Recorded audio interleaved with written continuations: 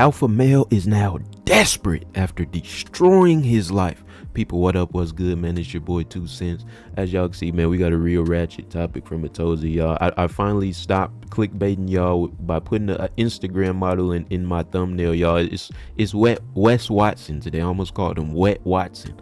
Wes Watson, y'all. Real ignorant stuff. Y'all know we mix in the buffoonery with the education. I seen this dude like a year ago getting into some hot water. Like apparently he one of them alpha male dudes, y'all. I want to turn my brain off and look at a dumb situation today. So y'all ready to do that with me? Let's do it. This self-proclaimed alpha male is now desperate after destroying his life. Essentially, he's trying every trick in the book to avoid getting exposed and possibly locked up again, but things aren't looking that good for him, and it seems like he's trying to sell whatever he can. And his civil case, he's stalling. Criminal case, delaying that too. Divorce case, yeah, that thing's dragging on longer than his motivational speeches. It's because my childhood trauma. Shut up! Get to work! Shut up! That roid rage, y'all. Stay away. Stay away from that needle.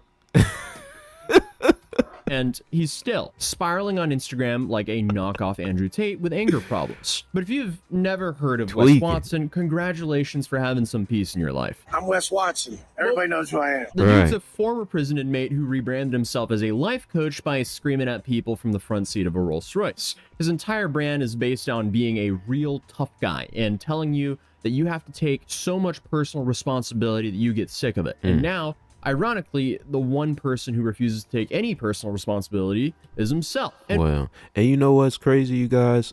Like I always say, bro, everybody's a hypocrite, man. It's just like when you build yourself up on taking accountability and you refuse to, it's a lot more damaging to be a hypocrite. If you, I don't know, if you a Crip and they catch you wearing red, you know what I mean? Like and again, like I say, everybody's a hypocrite to a certain extent, but it's certain things, man. If you so strongly proclaim to stand on something, you better not be caught doing that other thing, right? Wes co-owns that gym, but apparently treats it like a Fight Club edition, because here's what allegedly happened. In the gym? Hakeem says that Wes was challenging people to fights via Instagram DMs, and Wes dared him to show up to the gym.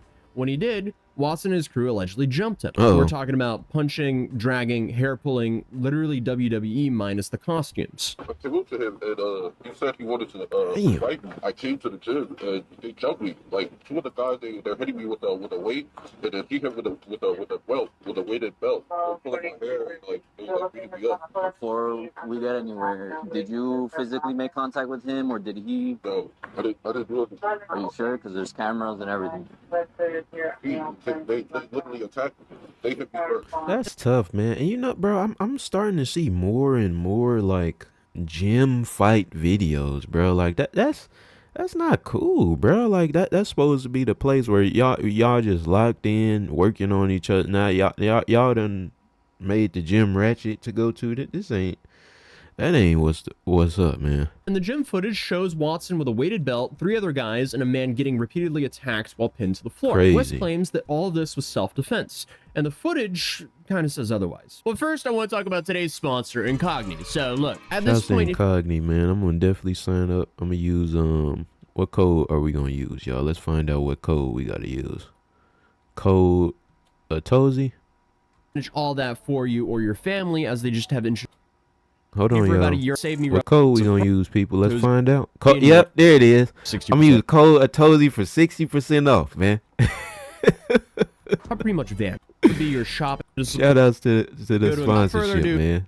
Aggravated assault and battery. The battery charge got dropped, but the assault case, that's still alive, and so are the civil suit and Watson's very public meltdown. So since then, Watson has done what any self-proclaimed alpha male would ever do. He's whined about it on Instagram a whole bunch. He also managed to completely ignore the civil lawsuit that followed, where Hakeem sued him for physical, emotional, and financial damages. Watson then got served with a suit, did absolutely nothing about it, and as a result, the court issued a default judgment, which basically means, yeah, congratulations, you automatically lost. So, I mean, that would be a massive wake-up call for essentially anyone, but not for Wes Watson. He's the self-proclaimed alpha male here. So instead of, locking in legally and getting that sorted, he went to his new Instagram account because his old one was deleted, and he complained about getting his old Instagram account deleted and about his height, because he has the best priorities in the world, apparently. Lames out there who try to silence a real message don't want to happen, but we'll just always work around it.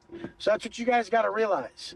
You guys got to realize that there is always a way around everything. And then came the racism scandal because he allegedly DM'd the UFC fighter Kevin Holland, calling him a toad, which, as it turns out, is prison slang for a black inmate. And I guess he also, on top of that, offered him a KFC gift card. So not only is he a self-proclaimed That's kind of funny though, y'all. I'm not gonna lie. But here's another thing, bro, y'all, and man, obviously y'all know this ain't no red pill channel. I ain't red pill, and I'm not. What's the opposite? A feminist? I'm just a regular person, man. Y'all really gotta be careful, bro. Listening to all these, you know what I'm saying? Wes Watson's fresh and fits, and then on the other side, what is it that Latina girl Liz? Like, man, you gotta, you can't, treat people with respect, bro, because that's not what these these factions of the internet teach you to do, man. That's all I'm gonna say on that. Alpha male, but he is also a self-proclaimed funny man. This is just not something an extremely successful individual will do with their time, but who knows? Maybe that's all charade as well. It kind of seems like it. Because basically, this guy is doing everything except focus on the case against him. So now that the pressure's on, Wes is essentially doing what all the alleged frauds eventually do. They delay everything and pray the truth just doesn't catch up to them. So, according to John Bravo, Wes's legal team, they've filed a motion to stay in the civil case. That is lawyer speak for, can we pause this for a second while we sort out this criminal case over here? Thank you. So here's John Bravo's lawyer talking about that here. So Wes's legal team filed a motion to stay in the civil case. Now, what does that mean? Essentially, what they're asking the judge to do is pause the civil case until the criminal trial finishes. You might be asking why. Why would a court ever do that? It's actually standard procedure because of the Fifth Amendment. Wes is looking at a felony battery charge in criminal court. His lawyers argue that making him answer questions in the civil case would force him to testify about the same events that could land him in prison. So in the civil case, the victim side sends what's known as interrogatories. These are questions that he has to answer under oath. And these questions, of course, can open him up to much worse punishment in the criminal case. So in order for him to be able to effectively invoke his Fifth Amendment, he's saying, I can't answer these questions right now. So answering questions in a civil case would force him to actually talk about the same events that could get him convicted in the criminal case. So, like admitting to beating up someone on video. The move is legal and not unusual, but in Watson's case, it feels like another example of him running from the consequences of his own actions. And he's not just running from this case, he's also dragging out a divorce that's been going on for 4 years. Why? My guess is, if that case goes public, so does his finances. And that would be probably one of the first times that we kind of get the curtain pulled back on the finances of one of those alpha male gurus. Because, I mean, it is really hard to keep selling courses on the narrative that you're making millions of dollars a month when your divorce filings say otherwise. And that'll just continue to mess up Wes's brand because, his business is offering people coaching classes on how to be more like him. And I mean, I don't know about you guys, but I won't be buying any courses anytime soon from a dude sitting in a Bugatti saying like, hey guys, if you just pay me thousands of dollars, I too will teach you how to... And I think everybody gets that or I hope everybody, at least that's watching this video, gets that at this point. Like, bro, ain't no, if you're a millionaire, you know what I'm saying? Why do you want to? Why do you want to sell these courses? So that you could. Why? Let me rephrase that, right?